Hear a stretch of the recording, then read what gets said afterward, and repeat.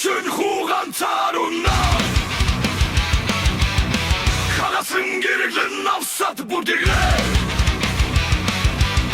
яралгүй ангал тамиг үнчивэхтэй ялах зүудэн сүдэртэй төрнө. Найзтайгаа зугаалж явхдаа тэр зүгээр л инээлтэн ярилцаж байлаа. Гинэд Дон юу ч бүдрэлгүйгээр нүрээрээ газарт унаж ухаан алдав. Түүний сүнс биес нь хүчтэй сууран гарч найзынх нь сандарсан дуудлагыг үл тоон харанхуй ёроолгүй ангал руу сорогдон одов. Нүдээ дахин нээхэд Дон өөрийгөө жинхэнэ тамд хаягдсан байгааг олж мэдэв. Түүний өмнө хагарч цавтай эзгүй хээр газар харагдаж хаа сайгүй хатаж ширгсэн цогцсууд хөвтөж байлаа. Донны нуруугаар хүйд даав. Энэ бүхэн зүуд үү эсвэл үнэхээр там мөн үү гэж тэр гайхав. Энэ хачин газар тэр олон мангасууд хоорондоо хэрцгийгээр тултан бие хөнөж байгааг харлаа. Энд ганцхан дүрмтэй, хүчтэй амьдрна. Сул дорой нь өршөөлгүйгээр тасчин хаягдана. Тэр хадны ард нуугдан хоёр мангас бие уурж тастаж байгааг айж ширтэнэ. Яагаад өөрийг нь энэ галзуу мэд газар руу шидсэн юм бол гэж тэр бодов. 10 хоног өнгөрөв. Түүний гидс өлсөж хоржигнож байлаа. Энэ газар өдөр шөнө гэж үгүй, нарны гэрэлж байсангүй. Түүний идэж чадах ганц зүйл нь мангасуудын үлдээсэн ялзарсан мах байв. Тэр доош суулаа. Яс мах холилдсон ялзарсан хэсгээс таслан авч өөрийгөө хүчлэн амрууга хийв. Тэр амьд үлдэхийн тулд дургуутслээ дарж хүчээр зажилж байлаа. Тэр буйлчихгүй гэж өөрийгөө хүчлэн залхисаар байв. Учир нь энэ тамд амьд үлдэхийн тулд тэр дургуутслээ дарж тисэх ёстой байлаа. Хоолндоо анхаарлаа төвлөрүүлж байсан тул ард нь аврах том сүдэр төхөж ирснийг анзаарсангүй. Ногоон арьстай асар том мангас гинэд саруугаараа түүн рүү далайв. Цоцсондоо бүдэрч урагш унлаа. Тэр ойролцоох том чулууг шүүрэн авч өмхий үнэртэй араатан руу бүх хүчээрээ шидэв. Чулуу мангасын толгой руу онож мангас өвдсөндөө чарлан цогтов. Тэр мөчийг эргэн бодоход ганцаараа мангасын эсрэг тэмцсэндээ өөрөө ч итгэж чадсангүй.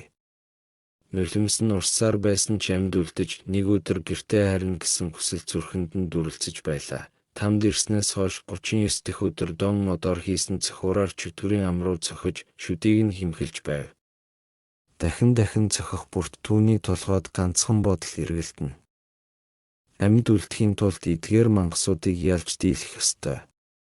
Амьд гарах хүсэл нь түүний хүн чанарыг бараг бүрэн эзэмджээ. Тамд ирснээс хойш 51 дэх өдөр Дон хоосон гавлын ясан дотор гал асааж байлаа.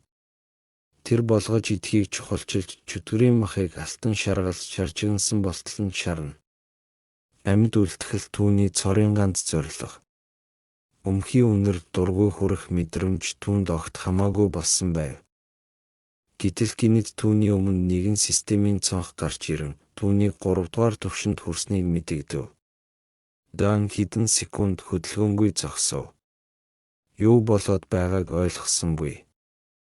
Гэхдээ энд удаан гацсан тул хичнээн хачин зүйл байсан ч тоосонгүй. Тэр даруй зөвшөөрөх товчийг дарлаа. Цаг хугацаа хурдан өнгөрч 7 хүнд жил өнгөрөв. Дон одоо 24 дугаар түвшинд хүрсэн байлаа. Одоо тэр жирийн мангасуудыг ганц гараараа амархан дийлж чадна. Тэднийг танигдахгүй болтол нь ялж чаддаг болов. 24 дахь жилдээ тэр сахлын ир шиг хурц сэлэм хийжээ. Тэр сэлмээ өөрийн гараар хийсэн байлаа. Тулаанд ялж дийсэн төмөрлөө хүлэгт баатараас авсан чулуугаар уралжээ. 51 дахь жилдээ тэр сэлмээ далайж тэнгэрлэг угсааны сул дорой нэгэн амьтны толгойг цавчин унгав. 79 дахь жилийн төгсгөлд хувь тавилан эцэст нь түүнийг замчлаа. Тэр өөрийг нь энэ аимшигт газар руу чирч авчирсан яг тэр оршихуйтай нүүр тулан уулзав. Олон жилийн турш залуу насыг нь булааж ялзарсан цогцсуудын дунд хайсан чөтгөрийн бурхантай эцэст нь тооцоо бодох мөч иржээ. Агаар утаа галын үнрээр дүүрчээ. Газар дээгүүр мангасуудын цогцсыг нь хэвтэж, биеийн хэсгүүд энд тэндгүй тарсан эзгүй тулааны талбарыг санагдуулна.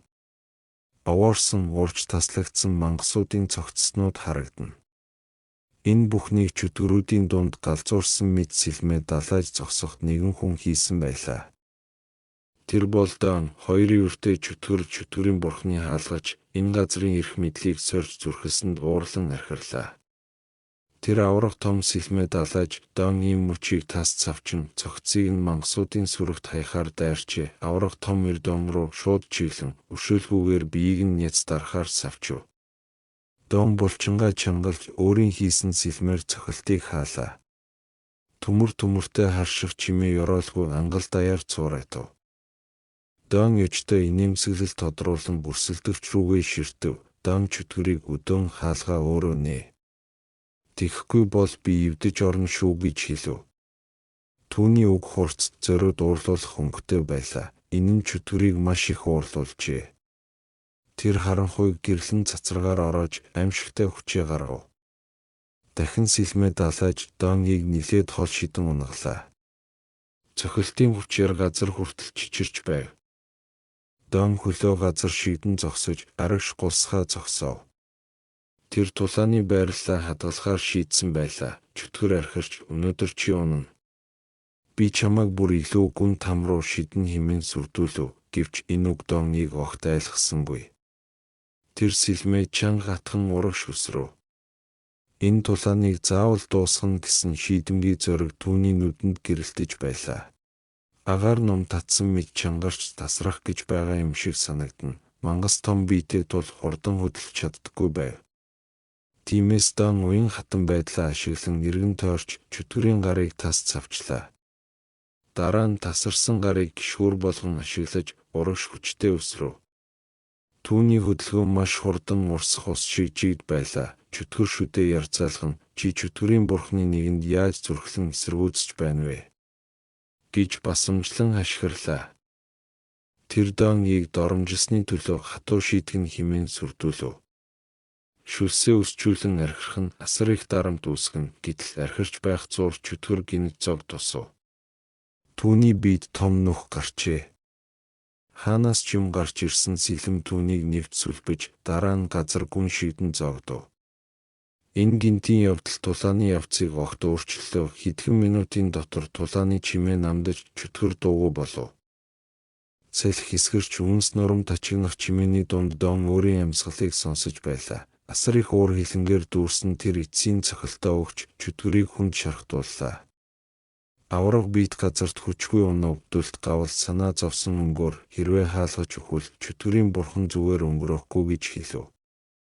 Түүний үг айдас тооцоотой өнгөөр дүүрэн байлаа. Чөтгөрийн бурхныг өдөөн гэдэг том аюул гэдгийг Дон ойлгож байсан. Гэвч түүний үзэн ядалт айдсаас нь хүчтэй байв. Дүлт гавал чи энэ газрыг эзлэх гэж байна уу? Гэж асуухад Дон шулуухан миний зорилго огт өөр гэж хариуллаа. Тамийн ёроолд 80 жил амьдрахдаа Дон амьд үлдэхийн тулд тоо томшгүй олон мангасыг ялсан. Түүний зүрхэнд гүн үзэн ядалт бий болсон байв. Энд байгаа амьтан бүр тамд орсон өөрийн гэсэн түүхтэй. Энэ бол тэр өөрийн нүдээр харсан хатуу. Харгас үнэн. Тэгээд Дон гинэд өөрөөсөө асуулаа. Би яагаад энд ирсэн юм бэ? Яагаад чөтгөрийн бурхан түүний аавыг хулгайлж энэ газар руу авчирсан юм бол энэ бол Дон чөтгөрийн бурхантай уулзахдаа заавал асуухыг хүссэн зүрхэнд нь шатаж байсан асуулт байлаа. Түүний дотроо дарж явсан уур хилэн мэдэрсэн дүлт гавал анхаарууллаа. Тэр Донд өвдөг сөхрөн уучлалгүй гэж хэлв. Хэрвээ амьд үлдэхийг хүсвэл өвдөг сөхрөн амьгуух ёстой. Тэгж байж асуултаа асууж чадна гэж дүлт гавал хэлв. Донгийн уш хонзон улам дүрлцэн асуув. Тэр хизээж бууж өгөхгүй байлаа. Өвдөг сөхөрчгүй гэдэг үг түүнийг бүрч их уурлуулжээ. Түүний олон жилийн зовлонгийн төлөөсийг чөтгөрийн бурхан амь насаараа түлхэх ёстой гэж тэр бодов. Залуу насыг нь хулгайлсан нэгэн заавал үхэх ёстой. Дон сэлмээ суулж чөтгөрийн бурханы шилтгэний өмнө буланд шахагдсан аратан мэд урагш дайрлаа. Нүдэнд нь хилэн дүрлцэж байв. Гинэд орчин өөрчлөгдөв. Тэр өөрийгөө дэлхий дээр химлэгийн орон дээр хэвтэж байгаагаар харлаа. Толгойд нь энэ дүр зураг гялсхийж тэр бодилж гайхав. Туслын уд руу ширтэн удаан хугацаанд хараагүй дэлхийг зүүдэлж байгаа мэд хачин мэдрэмж төрөв. хүн төрөлхтний ертөнцид 30 жил өнгөрсөн байлаа. Дон энэ царай дурж ицсэн цаг хугацааны гол мөр гүн суусан харагдана. Би нүршиж амьд ба саажилттай хоёрын дунд гацсан мэт байв. Бие хөдлөхийг оролдож байтал гинэт нэг зүйл унах чимээ гарч бодлыг нь таслав. Ягаан цамцтай эмэгтэйн гараас төмөр тавир халтарч шалан дээр чанга дуугарч унав. Тэр эмэгтэй дуугүйхэн Дон руу ширтэн Дан түүнийг огт таньсангүй. Харин тэр эмэгтэй Доныг маш сайн мэднэ. Үнэн дээр Дон бол түүний хүү байлаа. Олон жил ургамлын байдалтай хэвтсэн хүн сэрэхэд тэр эмэгтэй довдлон чичирч байв. Харин гэр бүлийнх нь эмнэлэгт уйлж тэрч байгааг харахад Донид эвгүй санагдав. Тэр зүгээр л хөдөлгөөнгүй хэвтэж энэ эвгүй байдлаас зугтахыг хүсэж байлаа. Гэвч хичнээн оролцсон ч энэ зүүд эсээ сэрч чадсангүй. Дуу чимээ дүр зураг нь хитрхи бодит мэд тодорхой байв. Тэр тайвширч яг юу болсныг санахыг хичээлээ. Тэр чөтгөрийн бурхны шилтгэн дундуур довтолж бүхнийг сүрүүлсэн. Зам дагуу чөтгөрүүдийн цогцос хөглөрч байв. Дүлт гавал одоо ч тэр дүр зургийг гайхан харж байлаа. Дан тулаанаас туйлдан амьсгаад нь зогсож байв. Бүх хүч нь шавхагдсан ч тэр цэг зогсоод толгоогүй болсон чөтгөрийг ширтэн харлаа. Дон толгоогүй болсон чөтгөрийн бурхны цогцос руу нулимж түүнийг аймхай хэмээн доромжллоо. Тэр хүн инхийн хэлэлцээр хийх мэд жүжиглэж байгаад боломж гарах үед гинэт довтлсон ч эцэст нь Донод толгоогоо цавчуулж хоёр хэсэг болсон байв. Онлын хувьд Дон одоо тамийн ноён болсон байлаа.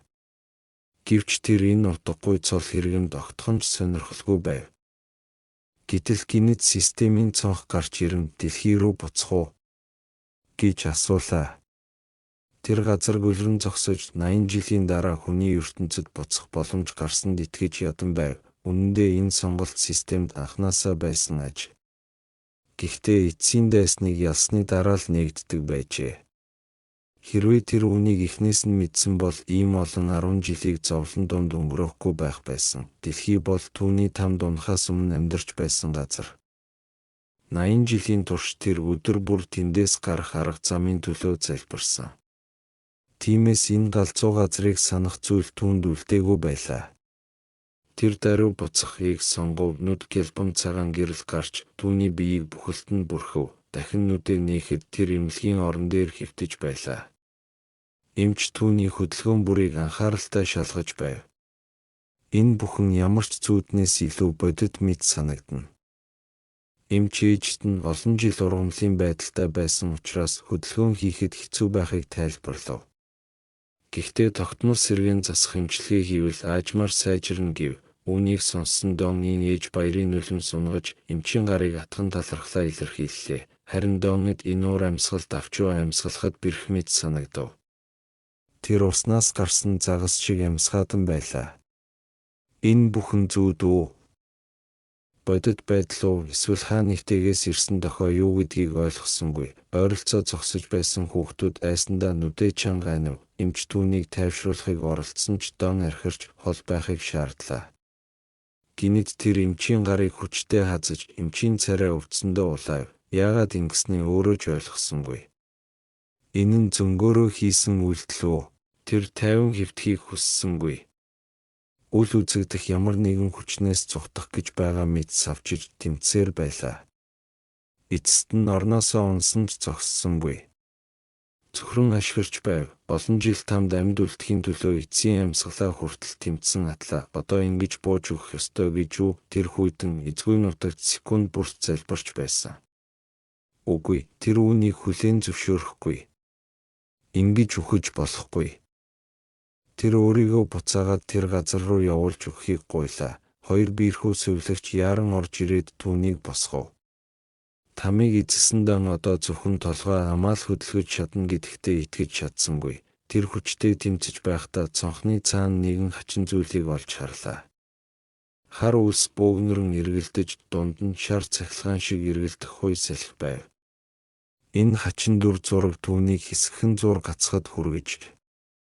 Сувлагч нар амархан буцаан орон дээр хэвтүүлв. Тэр хуй салхи өндөр барилгуудын дээр хөвч үл мэдэгдэх гэрэлт бөмс цацруулж байлаа. Хэдхэн секунд ширтсэний дараа Дон гинт ойрлж сүнс нь дахин там руу чирэгдэж байгаа мэт хашгирч эхлэв. Сувилагч нар бүх хүчээрээ түүнийг дарж тайвшруулах тариа хийлээ. Ингэснээр тэр хөдөлгөөнгүй нам гүн болов. Имлэг яг л сэтгцийн имлэг шиг харагдана. Дон аажмаар ухаан алдав.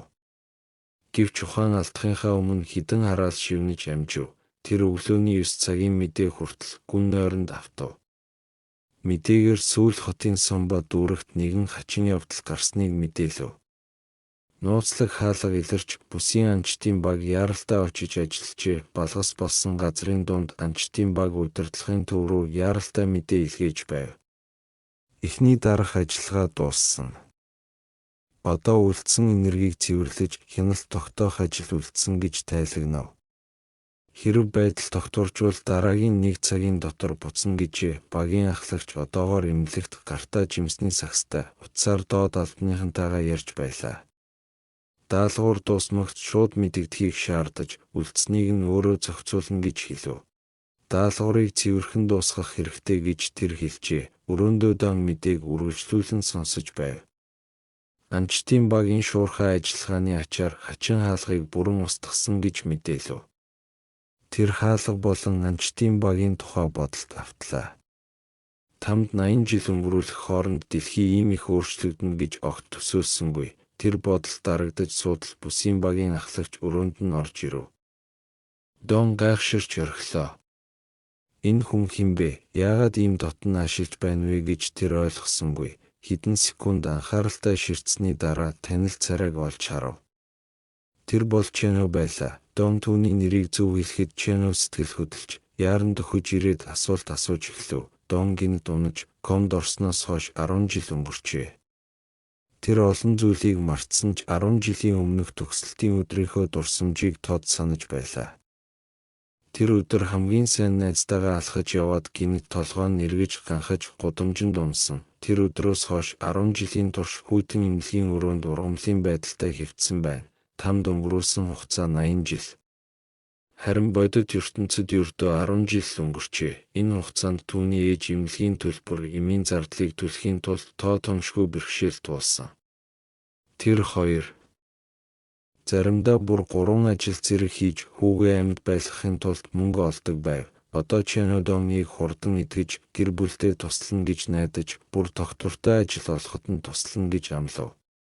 Дэсон толгой дохин ойлгосноо илэрхийлсэн ч нүүр нь барайж сэтгэлд нь ямар нэг хүн зүйл дараад байгаа мэт харагдав. Тэр үдээс хойш ээж нь түүнийг тэрэгцэрт суулган цэвэр агаар амьсгалуулах гэж хашаа нь гаргав. Тэр тамд секунд бүрт амьд үлдэхийн төлөө тэмцэж байсан тухайгаа бодлоо. Харин энэ хугацаанд ээж нь түүний төлөө бүх зовлон үүрч явжээ. Сүлдсэн бие нь өөртөө ч тус болж чадахгүй. Зүгээр л бүхнийг хараад суухаас өөр аргагүй. Тэр энэ ертөнцч бас там шиг хатуу гэдгийг ойлгов. Магадгүй бүр илүүж байж мэднэ. Хүмүүсийг улам гүн цөхрөл рүү түлхдэг газар. Яг тэр үед ээж нь гинэт хөшиж орхив. Учир нь хоёр танихгүй хүн тэдэн рүү ойртож байлаа. Тэд бол үр нэхэгчд байв. Тэд ээжийг нь мушгиж олжээ. Нэг нь тарган, нөгөө нь туранхай. Гэхдээ хоёулаа ичхүргүй төрхтэй дээрэнгүү өнгөөр ярьж байв. Тарган нь яагаад холбоо барихгүй байгаа юм гэж шаардлаа. Харин туранхай нь нэжилж ингэж олон удаа хойшлуулчихад бүр алга болчихлоо. Өрнөөсөө зүхтах гэж байна уу гэж хэлв. Айсан Донгийн ээж дараа сар хүртэл хугацаа өгөхийг ярангуйж бүгдийг нь төлнө гэж амлав. Тэр тарган хүний гараас атган ахиухан хугацаа гоох гэсэн ч нөгөөх нь гараа хүчтэй түлхэн бүдчиж ганхахад нь зэрлэг амтан шиг харааж загнав. Мөнгө зээсэн бол буцааж төлөх ёстой. Өрнөөс цухтаж чадна гэж битгий бол гэж ориллоо. Тэд түүний гуйлтыг шоолон инээлдэж өчүүхэн ч өрөвдөх сэтгэл үзүүлсэнгүй. Тарган нь ханцуугаа шамлан ямар ч өршөөлгүйгээр Донгийн ээжийг цохив. Дон тэрэгцэр дээрээ суусаар цөхрөнгүүгээр бүхнийг харж байлаа. Ээжигээ хамгаалахаар гараач өргөж чадсангүй. Тэр уурлан та нар хэрэггүй шавжнууд гэж хашгирлаа. Хоёр ир анхаарлаа түүн рүү хандуулсан ч айсангүй. Харин ч баясгалтай инээлдэв. дон шүдээ 100 шавж та нараас илүү хэрэгтэй. Ядаж бусдад хор хүргэлгүй амьдарч чаддаг юм гэж хариулав. Ээж нь сандарч хүүгээ болиулахыг оролдлоо. Түүний ширүүн үг урд байгаа галзуу хүнийг улам өдөөх бий гэж айж байв. Тарган ир архирч донгийн захнаас шүүрэн авч дэшүргөөд дахиад хэл. Гэж орилов чичирч байсан ээж нь хүүгээ залуу юм ойлгохгүй байгаа гэж тайлбарлан гуйлаа. Өвчтэй хүүхдийг бүү зовоогооч хэмээн тэднээс тавьж явуулахыг хүсв. Гэвч өдөөгдсөн тэд буцах шинжгүй байв.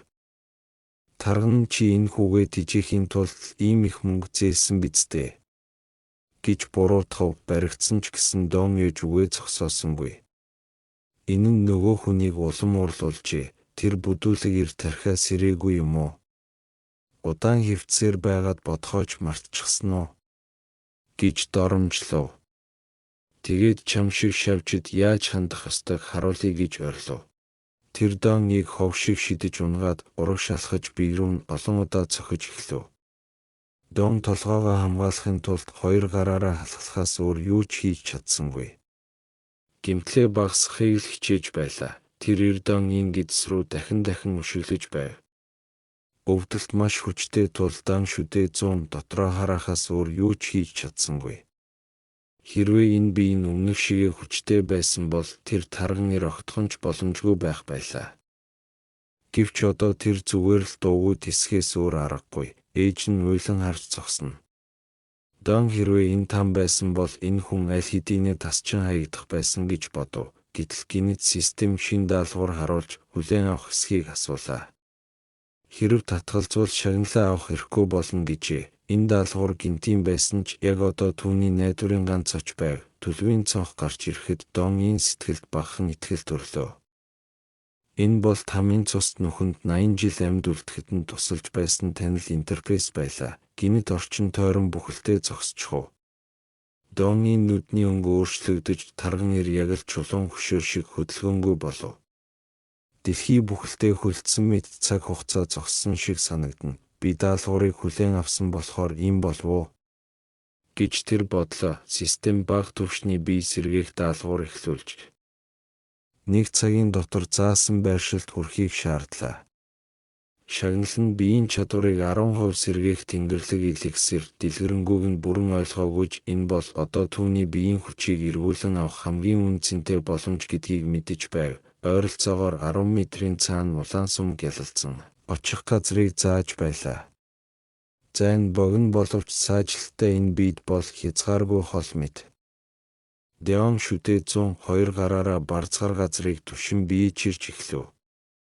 Там намайг нугалж чадаагүй юм чинь энэ бол юу ч биш гэж тэр бодов.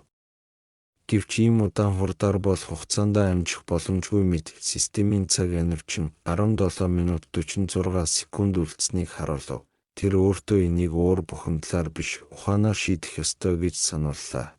Систем хизээж биелэх боломжгүй даалгавар өгч байгаагүй. Энэ удаач мөн адилтан анхааралтай ажиглаж эхлэв. Тэр даалгаврын тайлбар дах үг бүрийг анхааралтай уншиж амьд гарах арга хайлаа. Хэсэг бодсны эцэст энэ нөхцөл байдлын гол түлхүүрийг ойлгов. Чичирсэн гараараа ойролцоох тэрэгцрийн бариул руу сунгав. Цаг харин зогсолтгүй урагшилсаар. Тэр үлдсэн бүх хүчээр шавханд төрөлхийн чадвараа ашиглан өөрийгөө тэрэгцэр дээр татан гаргалаа. 35 секунд үлдсэн байснаа нүд ирэмхийн зуур 15 секунд болов. Зон сум шиг урагш харав. Дугуй бүрийг эргүүлэхдээ бүх хүчээ ашиглаж сүүлийн секундуудад тэрэгцэр яг л хар салхи шиг дахив. Цаг 6 секунд. Дараа нь 2 секунд болов. Тэр үлдсэн бүх хүчээрээ улаан сум руу мөргөн орж сум хагарсан болор шиг үүрэн ботров. Цагтыг болохын яг өмнө тэр даалгаврыг амжилттай гүйцэтгэлээр намсгаад нь сууж байтал Донгийн өмнө улаан шилэн сав гарч ирэв. Систем энэ бол одоогийн биеийн байдлыг сэргээх дээд зэргийн эдгэх эликсир гэж мэдэгдлээ. Тэр тэрэгцэр дээрээ суусан чихтэй бүх шингэнийг нэг амьсгаагаар уув. Хоолойд нь хүрэх мөчөд үйлчилж эхлэв.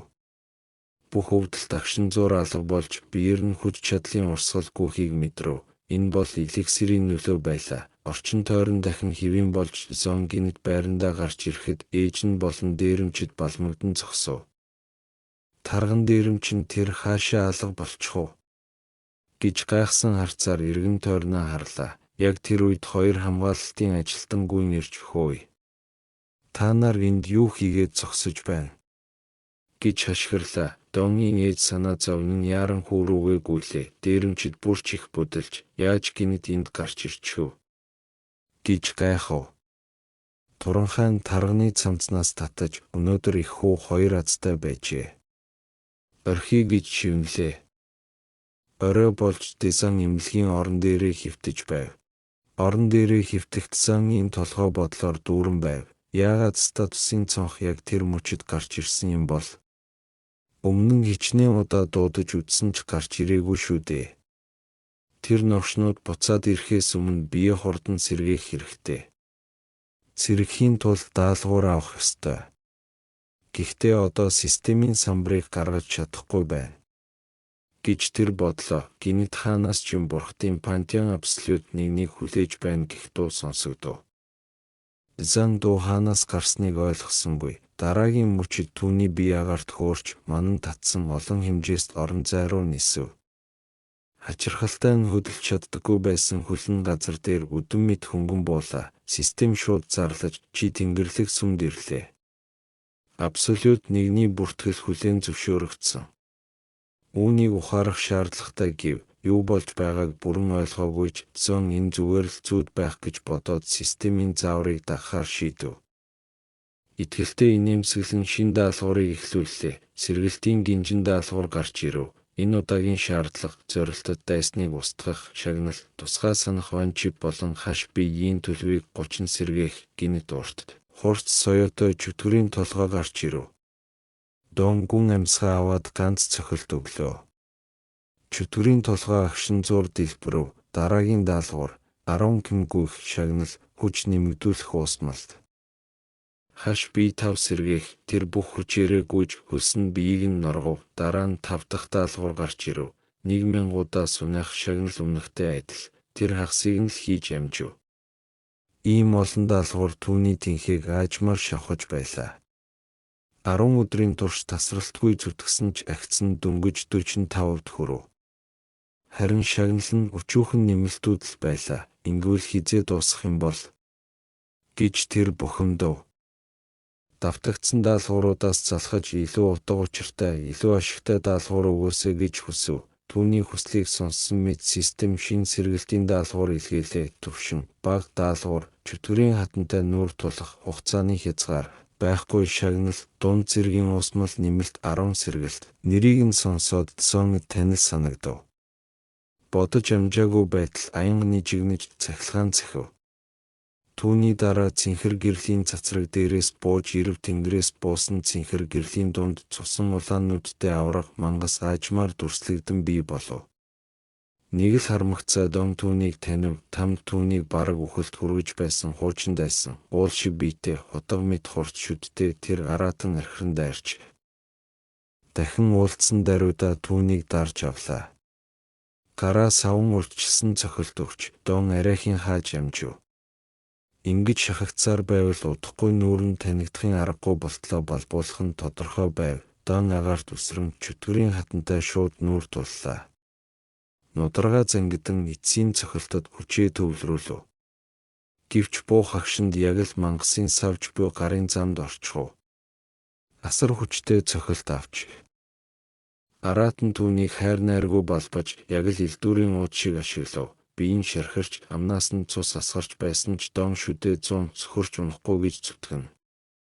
Үүнийг харсан мангас галзуурсан мэд архирч түүнийг өгшгүй шавж хэмээн доромжлно. Толгой руу нь цохихоор дайрахад Дон яг цагтаа бултлаа. Гэвч довтлогоонууд адар бороо мэд тасралтгүй үргэлжилсээр цохилт бүрд тэр тамд чөтгөрийн хатанд тарчлуулж байсан он жилүүдээ санана. Мөн сөрөг довтлогоо хийж байсан тэр мужиж санаанд нь тодхон орж ирэв. Яг мангасын гар түүнийг шүүрэх агшинд гинэт тэр гартаас цавчигдав. Хідэн хэсэг болон унах тэр мөчид Дон газарт аюулгүй бууж гартаа илт барьсан байлаа. Тэр цочирдон зогсов. Зэвсэг дуудах чадвартай гэдгээ санджээ. Хоёр зэрлэг аратан мэд бие рүүгээ дайрлаа. Дон архиран буцаад там руугаа тонил гэж хашгирах агшинд Системийн дуу гарлаа, даалгавар биелэгдлээ, хаш биеийн сэргэлт 55% хүрлээ. Тэнгэрийн хаяа гэгэрч өөрийн туяа татав, эмнэлэгт нэг гар зөөлөн цонхыг түлхэн өглөөний нарыг ухтав. Чимээнэр Дон ийн ээж сэрв. Нойрмог нүдээ нухлан өмнө нь зогсох хүнийг ихэндээ таньсангүй, харин царайг нь тод хармагцаа. Тэр дуу алдах сөхөөгүй, гайхшралтай хөшиж орхив. Түүнийг хараад ээж нь үг хэлэх чадалгүй цочирдов өмнө зогсож байгаа хүн бол түүний хүү байлаа. Удалгүй эмнэлгийн ажлын цаг эхэлж зөвлөгч Донэд хөдөлгөөний сорил хийв. Тэр бүх дасгалыг өчүүхэмж төвөггүй гүйцэтгэж ээж болон эмчийг алмаарууллаа. Та өмнө нь 6 сар шаардлагатай гэсэн биз дээ. Яагаад ердөө 15 хоногийн дараа хүү минь эрүүл хүн шиг хэвийн хөдөлж байна вэ? Гэж ээж нь асуув. Эмч хэсэг дуугүй байлаа. Ийм хурдтай сэргэлт нь анагаах ухааны ойлголтоос давсан зүйл байв. Түүний тодорхой бус хариулт ээжийг нь улам түгшээв. Миний хүү. Тийм зүйлсийн нэг биш биз дээ. Эмч тайвшруулан Донэд сэрсэн хүн Awakened төстэй зарим шинж илэрч байгаа ч хэд санаа зовох хэрэггүй гэж хэлв. Үүнийг сонсоод ээж нь баг зэрэг амсхийв. Зөвлөгчийн дараагийн үзлэгийн үеэр Дон гинт дуурлан. Шууд нүүрэн дээр нь хашгирч орхилоо. Сандарсан зөвлөгч уучлалтгүй. Харин ээж нь хүүгээ зэмлэхийн оронд уурлаж чаддаг болсныг нь хараад сэтгэл нь онгойв. Тэр одоо бие бүрэн захирч мөч бүрэн хизээж саажилттай байгаагүй мэд шаламгаа болжээ. Дон аль болох богино хугацаанд оргил биеийн байдалтай хүрэхээр шийдэв. Дараа нь цэвэр агаар амьсгалж бодлоо цэгцлэхээр гадагш гарлаа. Тэнд ээж нь сүүлийн 10 жил асарч халамжилсан зөвлөгчөд баярлснаа илэрхийлж байв. Харин зөвлөгч жинхэнэ бахархалтай хүн бол таны тэсвэр төвчээр золиос гэж хэлэхэд ээжийнх нь нүдэнд нулимс зийлгэнлээ. Зон олон жилийн турш ээж нь энэ бүхнийг ганцаараа үрж явсныг төсөөлөгч аргагүй байв. Түүний нулимсыг хараад дахиж хизээж зовоохгүй гэсэн шийдвэр нь улам батжив. Тэр шууд ариун цэврийн өрөө рүү орлоо. Ашиглах гэж биш, харин тэнгэрлэг сүм рүү очихын тулд систем тушаалыг баталгаажуулж түүнийг агшин зуур хүссэн газарт нь шилжүүлв. Энэ удаа тэр сэргэлтийн үйл явцыг хурдсахын тулд илүү том хэмжээний даалгавар авахыг хүсв. Систем түүнд зорилгодоо тааруулан хүндрэлийн түвшинг сонгох боломж олгов. Please subscribe! Subscribe now! Subscribe, please!